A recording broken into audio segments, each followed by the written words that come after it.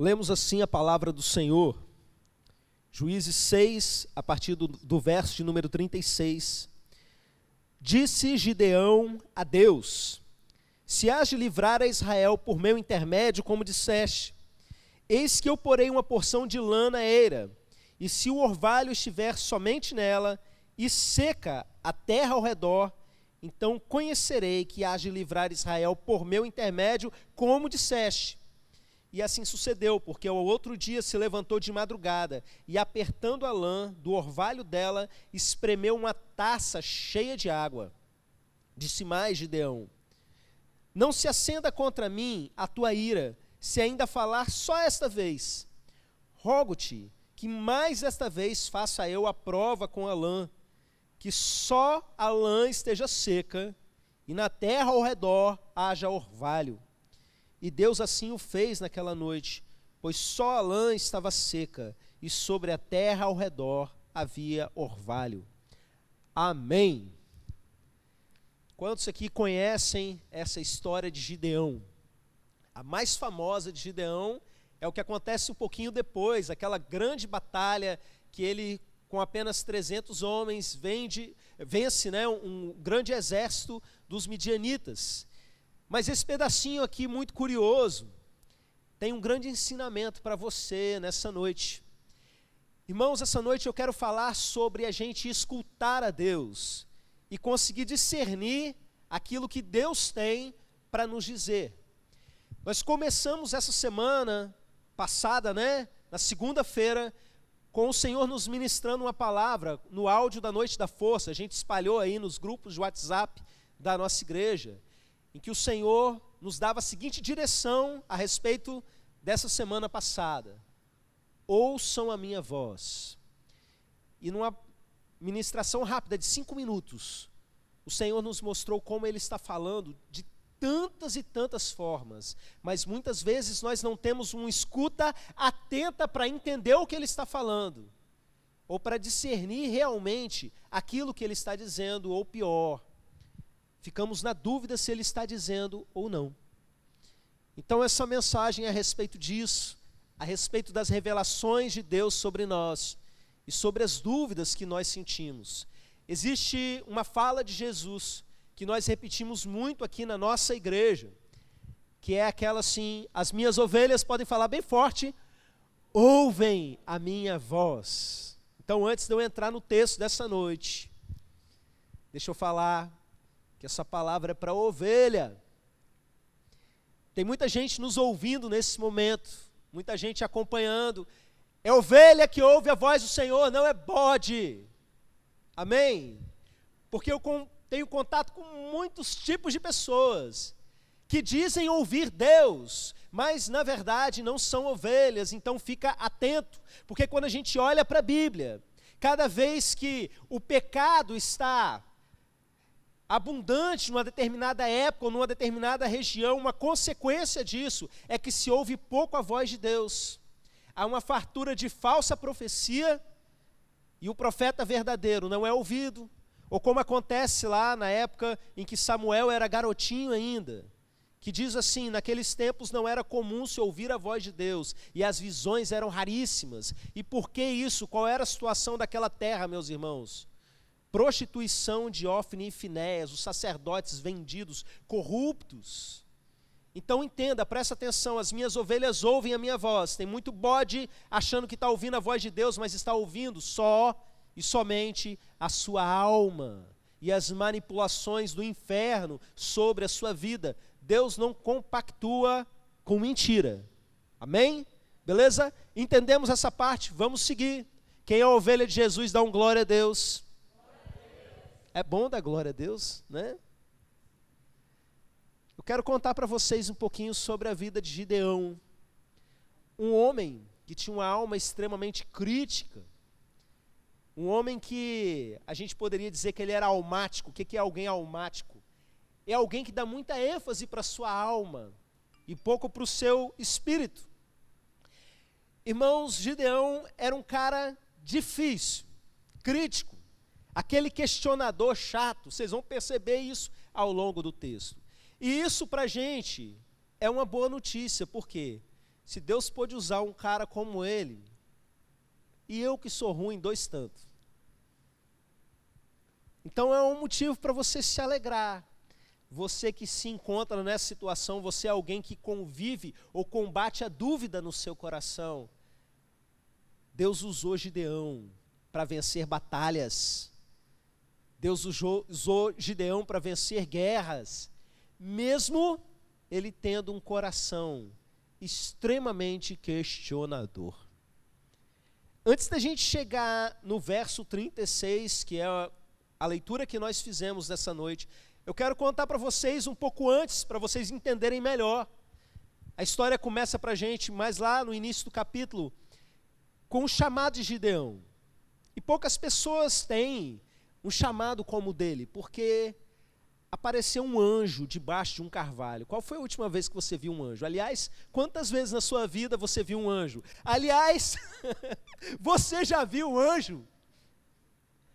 Gideão, aparece um anjo para ele debaixo do carvalho no momento que ele está trabalhando.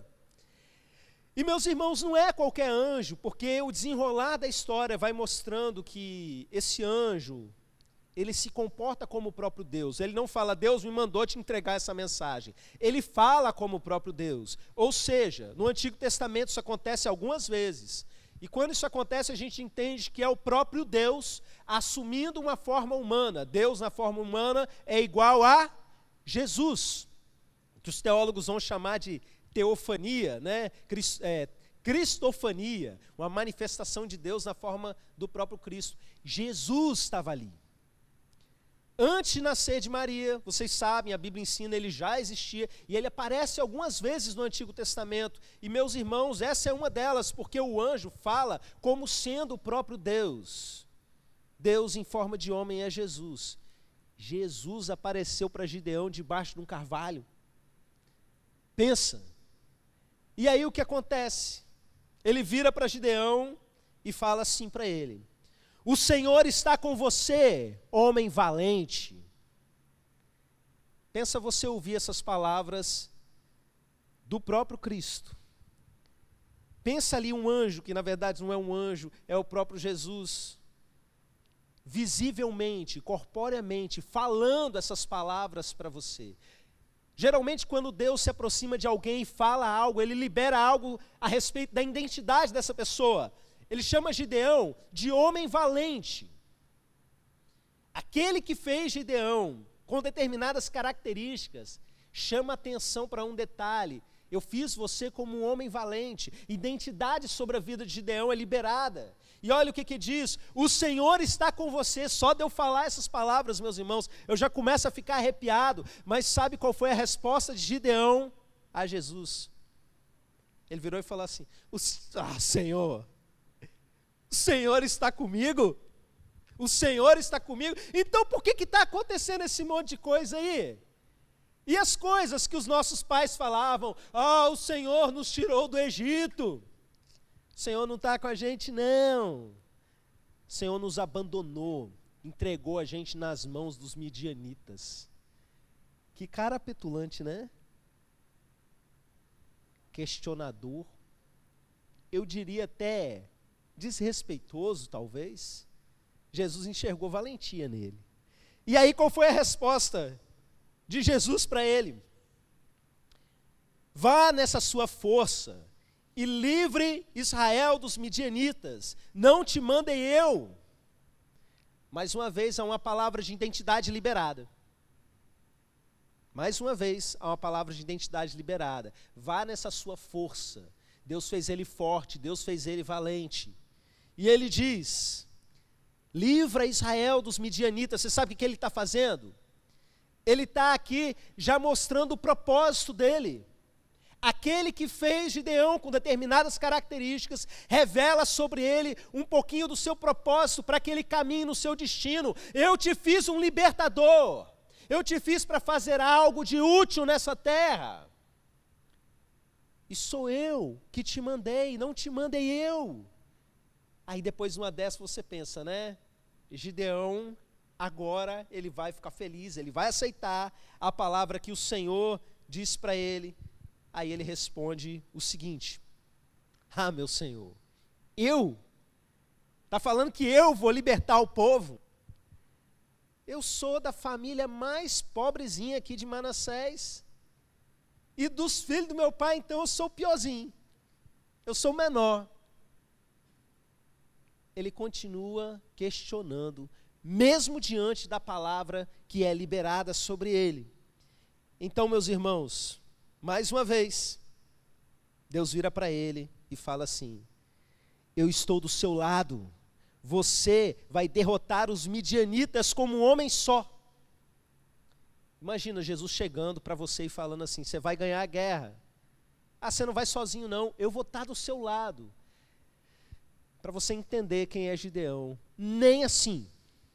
Você sabe qual foi a resposta de Gideão? A pior até agora. Ele vira e fala assim: se é verdade que o Senhor é quem diz que é mesmo, e que essa história toda é verdade, vamos fazer uma prova, eu quero uma prova agora.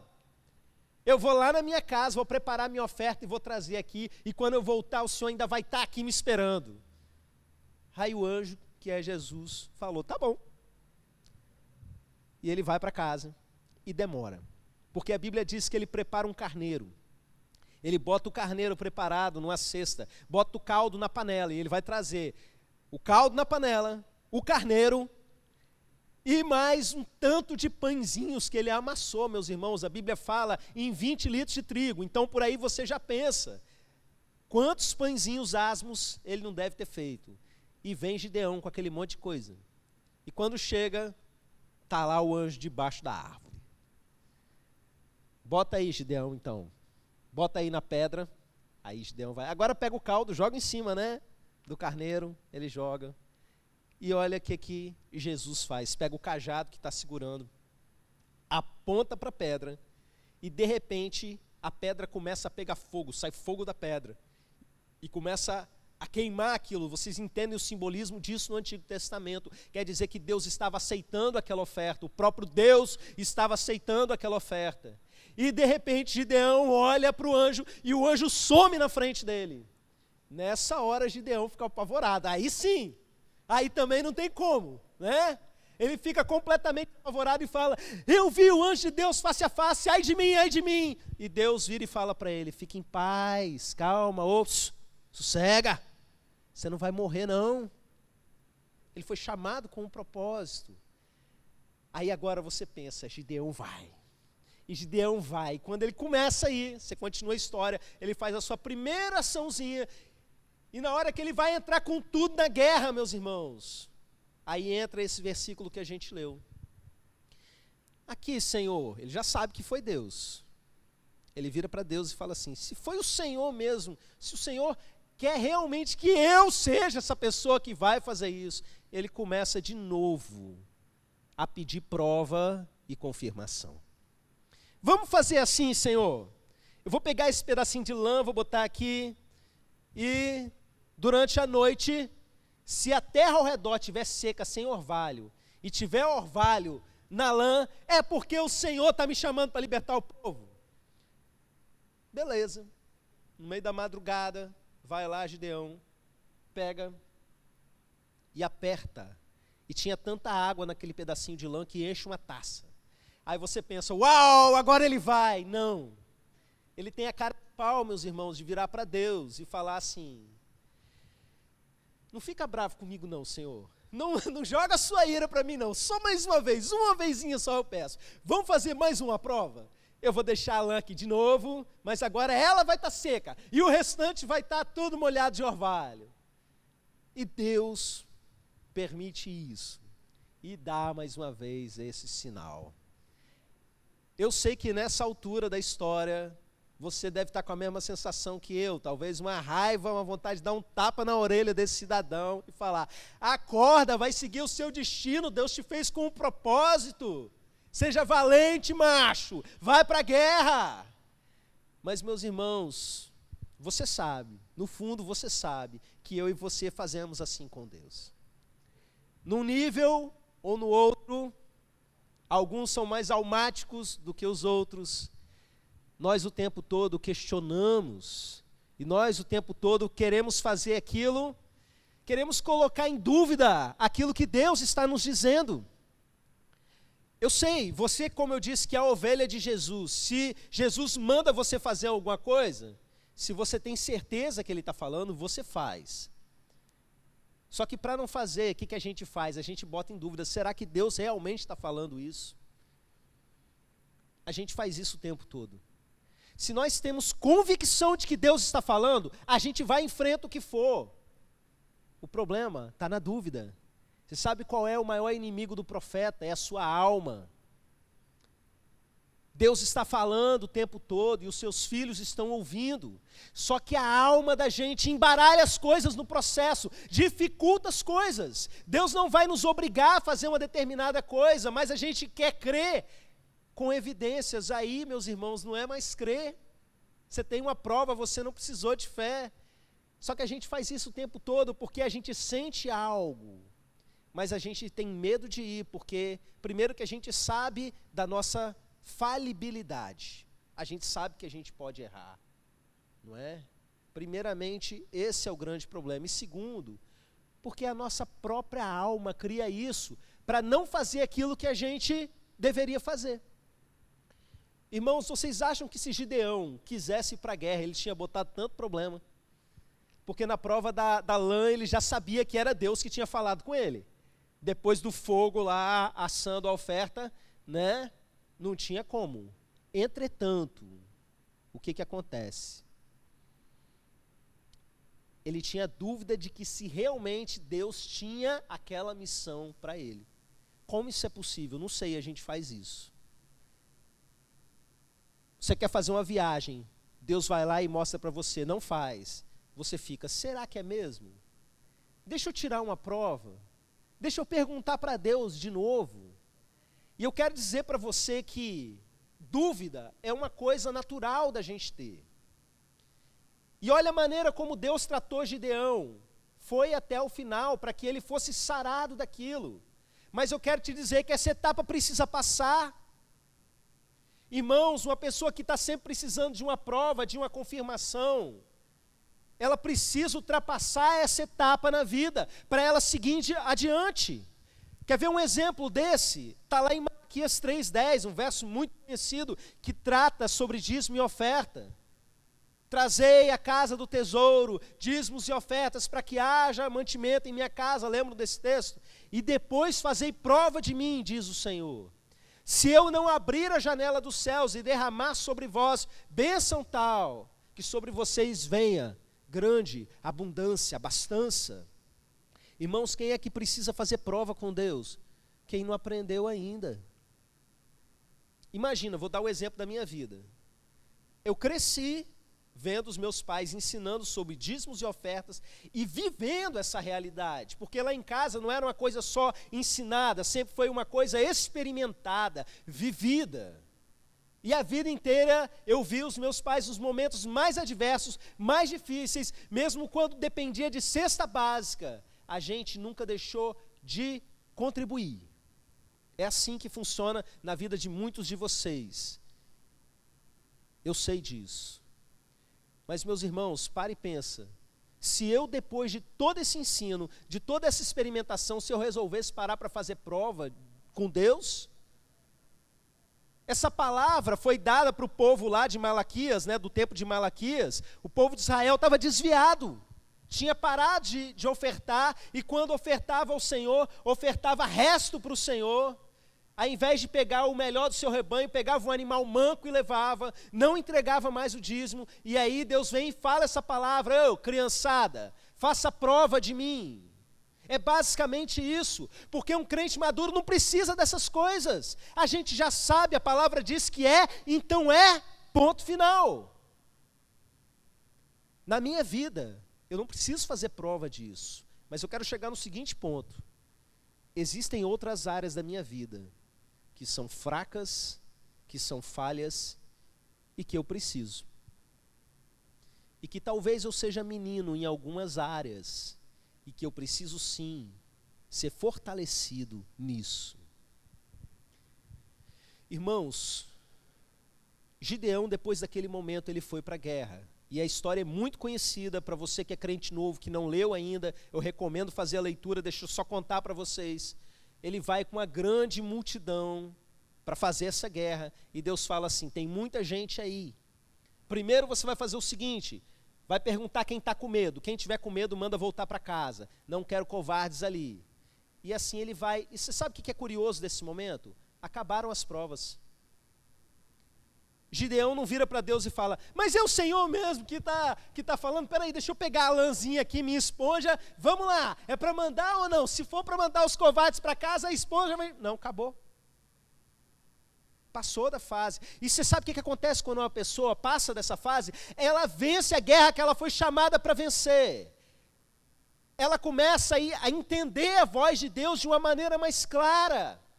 Irmãos, como é difícil certas etapas da vida da gente, em que nós ficamos naquela, pergunta uma coisa para Deus e fica, será que Deus está me mandando ir para cá ou será que Deus está me mandando ir para lá? Não sei se eu caso, se eu compro uma bicicleta.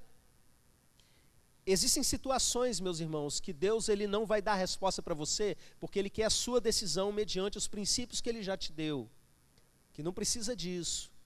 Mas tem situações que você queria muito uma resposta de Deus, e você não tem clareza. Eu quero falar para você sobre essa clareza. Deus está te chamando para mais perto, porque quanto mais perto dEle, mais claro as coisas ficam. E essa é uma jornada sem fim, meus irmãos. Porque às vezes, numa etapa da vida, você não tinha mais essa crise, você não andou para trás, você não está em pecado, você não está em desobediência. E mesmo assim, essas coisas acontecem. Acontece comigo, que sou pastor, acontece com líderes da igreja. É normal Deus te chamando para fazer o quê? Para se aproximar mais ainda. Irmãos, chega uma etapa em que a alma da gente passa a gritar menos do que o espírito dentro de nós. E quando isso acontece, meus irmãos, a Bíblia diz que o Pai opera em nós tanto o querer quanto o efetuar. E você não precisa de crise, porque você sente que a vontade que está dentro de você é o próprio Deus que está colocando dentro de você. Mas eu quero dizer para você que nesse momento tem batalhas por vencer e decisões por tomar. Eu quero dar umas dicas de ouro para você nesse momento, para que você discirna melhor a voz do Senhor. Quem está acordado aí? Quem está atento? Eu não estou acompanhando aqui o chat ao vivo não, tá, meus irmãos? Mas é tão bom quando a gente começa a ver ali os irmãos interagindo, tá bom? Você que está aí distante, é bom a gente saber que a gente está congregando com os irmãos, que os irmãos estão presentes nesse momento. Teve uma irmã que colocou lá, presente, ó, que glória, né? Glória a Deus, porque está ali manifestando que está junto com os irmãos, isso é importante para a gente. Eu quero falar para vocês nesse momento algumas coisas rápidas que são muito importantes para você afinar a sua escuta profética, para você saber que realmente Deus está falando com você, para que você não fique nesse estado constante de dúvida, para que você deixe de ser Gideão da primeira fase e vá direto para a segunda, porque tem guerras a serem cumpridas, existe um destino a ser cumprido, um propósito a ser completamente cumprido na sua vida, se você vencer essas etapas das dúvidas. Então as duas primeiras coisas que eu vou falar para vocês são as mais óbvias de todas, mas talvez as mais fundamentais de todas, que são Bíblia e oração. Amém? Quem aqui já sabia que eu ia falar disso, levanta a mão. Amém. Essas primeiras são simples, mas eu sempre vou reforçar com vocês, tá bom? Por quê? Porque a Bíblia é palavra de Deus. Você quer ouvir Deus, né? Tem uma frase do reverendo Augusto Nicodemos que eu gosto muito, que ele diz assim: você quer ouvir Deus? Leia a Bíblia. Ah, mas você quer ouvir Deus de forma audível? Leia a Bíblia em voz alta. Resolvido o problema. E aqui eu quero deixar claro que não é usar a Bíblia como tarô. Quem não tem a Bíblia como uma ferramenta de relacionamento com Deus, quem não entendeu que é palavra de Deus, quem não come a Bíblia diariamente, chega num momento de decisão, vai para o sufoco, quer abrir a Bíblia em qualquer lugar e meter o dedo ali, Senhor, igual tarô mesmo. Não vou dizer que Deus não fale, porque a misericórdia dele não tem fim, mas não é isso que Ele quer para você. Isso é coisa, meus irmãos, de quem não está acostumado a estudar a Bíblia e ter um relacionamento mais profundo com Ele.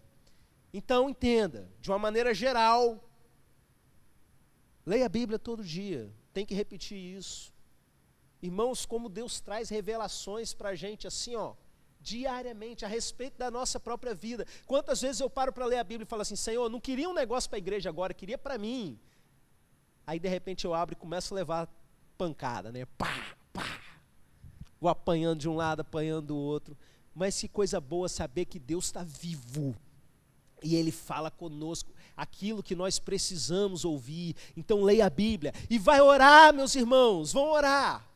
Não vou me demorar muito nesses assuntos, porque são assuntos que vocês já sabem.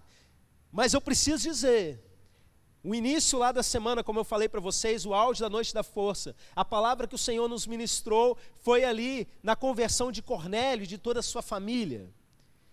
E é muito curioso, porque Cornélio é um cara que ele é uma pessoa boa, ele é um homem de oração, ele é alguém que ajuda as pessoas, tanto que ele até chama a atenção de Deus, mas ele ainda não era crente, ele ainda não tinha aceitado Jesus, não tinha nascido de novo. Mas ele orava. E tem um princípio espiritual universal que diz, achegai-vos a Deus, e Ele se chegará a vós. Cornélio orava. Irmãos, Deus aparece para ele no momento que ele está orando. E se comunica com ele, porque quando a oração é um diálogo, não é uma vã repetição. Toma cuidado com vã repetição. Às vezes as pessoas falam lá, né, dos mantras lá do Oriente, das rezas e ladainhas de repetição e tal, e transformam a sua oração bíblica num mantra. Jesus disse, não useis de vãs repetições, presta atenção, se nem você está prestando atenção no que você está falando para Deus, por que Ele vai prestar? Mas quando a oração se torna diálogo, você fala, Ele fala com você. As grandes revelações de Deus, experiências fortíssimas, eu tive com Deus em momentos que eu estava orando. E Deus colocou ideias no meu coração que eu achava que vinham de mim e não vinham. E depois Ele foi mostrando em várias ocasiões, não foi carne e sangue que te revelou. Por quê? Porque eu estava orando e oração é conversa. Você fala com Deus e Ele vai falando com você de dentro para fora. Então, o beabá, o básico, Bíblia, oração, ok. Agora deixa eu falar de mais duas coisas. A primeira é, ouça o seu líder.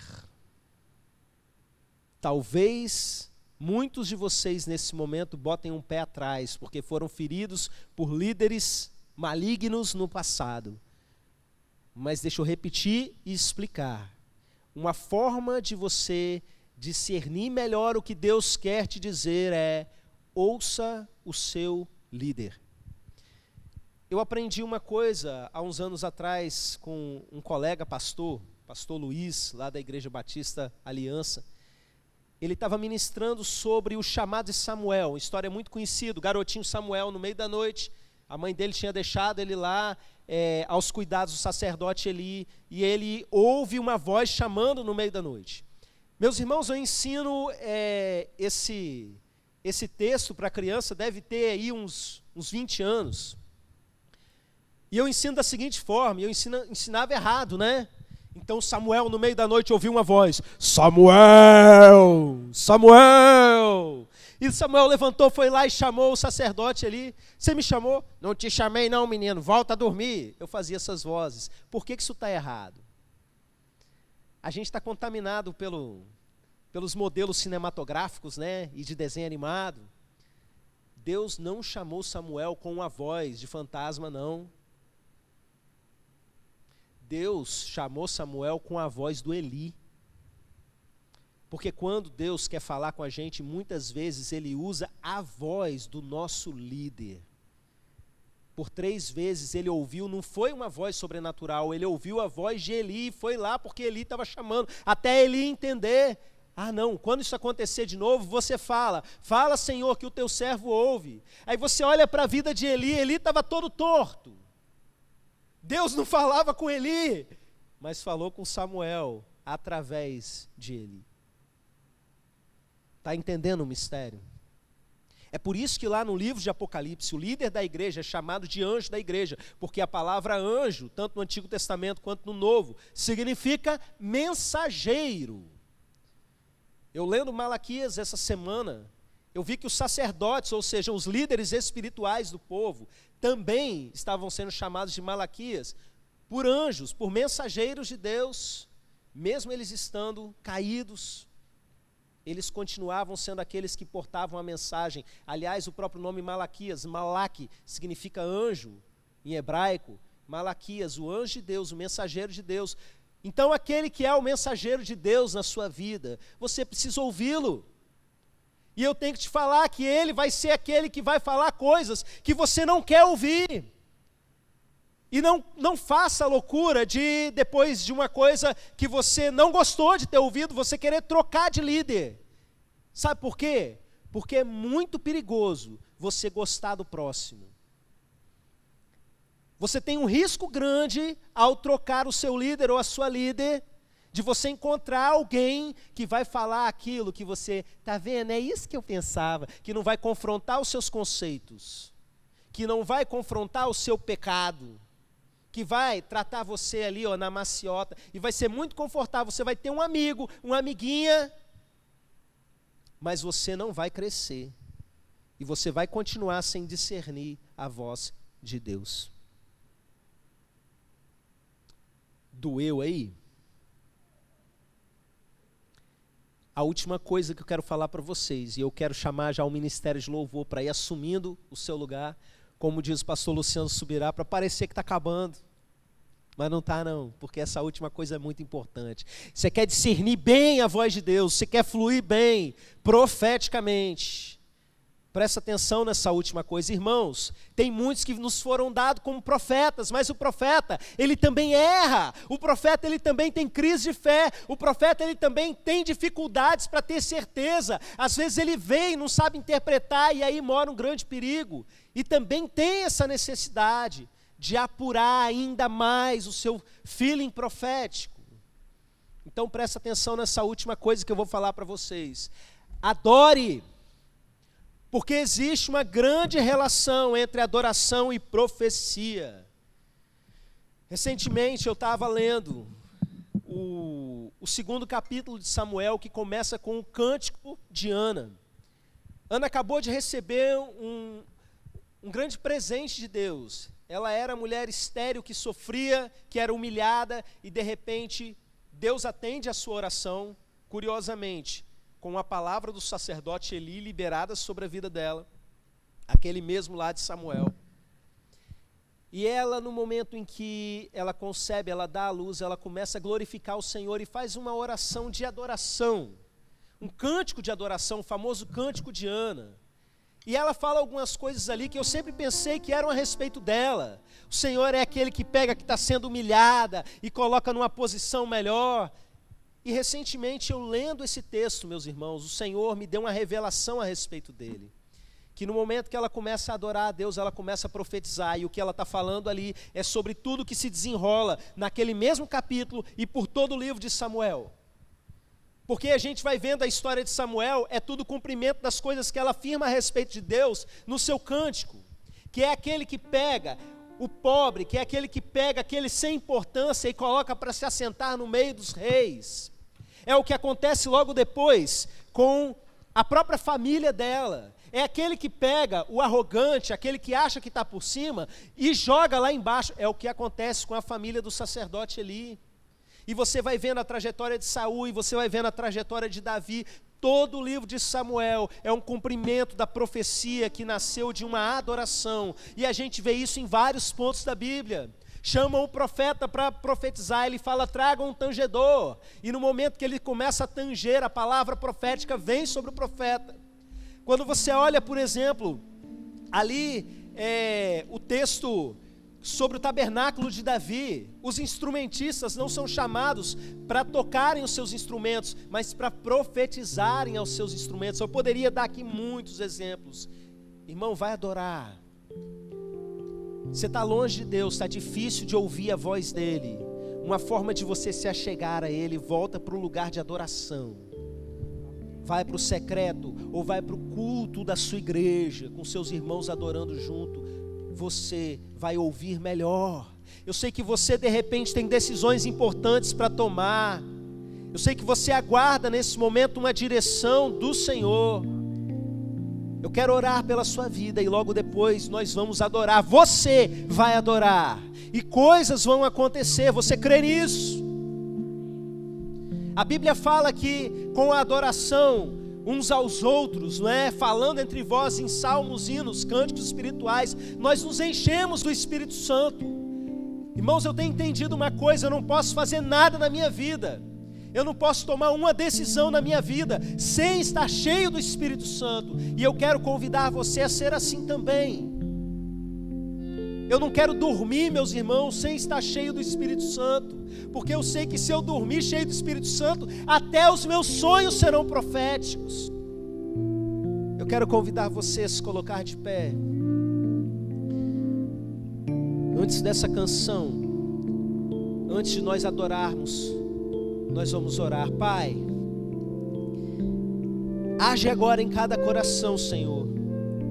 Não queremos ser parados pelas dúvidas, pelas indecisões no meio do processo, mas queremos viver completamente aquilo que o Senhor nos chamou para viver. Tudo aquilo que o Senhor colocou em nós precisa ser colocado em atividade, meu Pai, e nós não queremos estragar tudo.